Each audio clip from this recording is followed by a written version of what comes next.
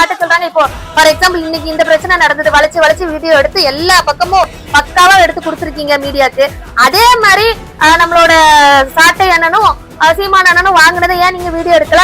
At least ஒரு photo கூட எடுக்கலையே பெட்டி மாத்தினத. சரி நாங்கன்னா ஏன் அந்த பேங்க் ஸ்டேட்மெண்ட் எடுத்து காமிக்க வேண்டியது தானே? நீங்க எதன் அடிப்படையில நீங்க இப்படி குற்றச்சாட்டு வைக்கலாம்? சோ அதனால அது வந்து கண்டிக்க தகுந்த ஒரு விஷயம். ஆனா இதுல இவர் பண்ணது தப்பு. சோ ரெண்டு பக்கமே உள்ள தப்ப வந்து நம்ம வழக்கறிஞரா இருந்துட்டு நம்ம வந்து பொதுவா தான் பேசணும். மக்களுக்கு வந்து கரெக்டான ஒரு செய்தியை கொடுக்கணும். அதனால இவர் மேல இந்த தப்பு, அவர் மேல அந்த தப்பு.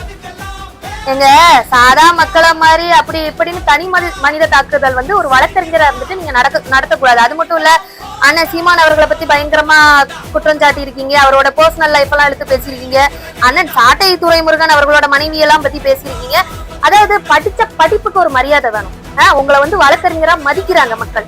சோ அதனால நீங்க இஷ்டத்துக்கு பேசலாம், வாய்க்கு வந்ததெல்லாம் பேசலாம்லாம் கிடையாது.